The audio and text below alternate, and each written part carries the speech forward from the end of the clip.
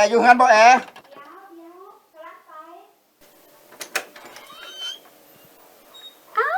เป็นจังไหนมาฮอดพี่ โอ้ยคือฮอดหมู่ฮอดครูแหละจึงมาฮอดเฮือนฮอดซานน่ะ อุ้ยไปเข้าไปไหนไปไหนก่อนนะมา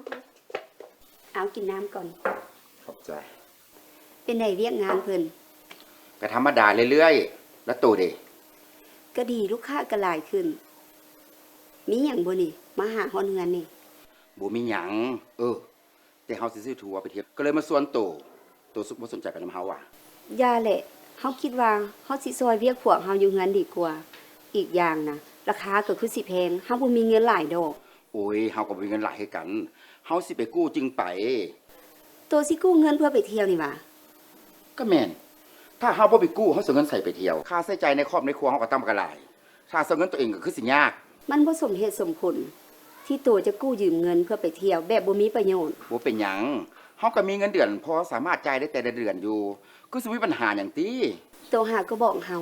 ว่าตัวมีค่าใช้จ่ายหลายตัวเฮ็ดแบบนี้สำหรับเพิ่มรายจ่ายให้กับตัวเองซื่อๆตัว ถ้าว่าอยากไปเที่ยวตัวก็สามารถทอนเงินทอนคำไว้มื้อละเล็กละน้อยก็ได้ไปเที่ยวเอง โอ้สบายดีไอ้พงษ์ สบายดียังคุณบ่เห็นหน้าเห็นตาถึงแล้วเนาะ นี่นะทั้งพนักงานเอกพัฒนาเพิ่นโทรมาบอกว่าเดือนนี้เป็นเดือนสุดท้ายสำหรับเงินกู้ของพวกเฮาเด้ ค่อยรู้แล้ว ค่อยก็ดีใจละสุดท้ายมันก็หมดไปสำหรับเงินที่เฮากู้เพิ่นมาซื้ออุปกรณ์ และเงินที่เฮาได้ก็เป็นเงินของเฮา 100% เนาะเพิ่นก็ถามเติมอีกอยู่ว่าพวกเฮา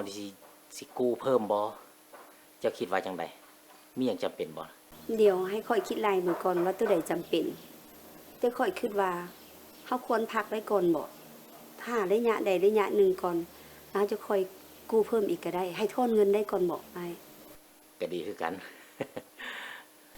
จะบ่ไปเวียกว่ะ ค่อยว่าค่อยบ่มีเวียกหยังนะ แม่นเจะมีเวียกไปแม่ มีเวียกไป ก็ ก็ได้ซะนะ มีเวียกก็สิไปเวียกซะนะ โอเค นี่เฮาก็กู้ยืมเงินคือกัน แต่ว่าเฮากู้ยืมเงินเพื่อมาสร้างธุรกิจให้กับครอบครัวของเฮาบ่แม่นมาเพิ่มรายจ่ายคือกับตัวขึ้นให้ดีๆได้ ตู่บ่ถือเฮาสิเที่ยวอยู่บ้านเฮานี่แหละยังหลายบ่อนเฮายังบ่ได้ไปอยู่ เป็นความคิดที่ดีค่ะว่า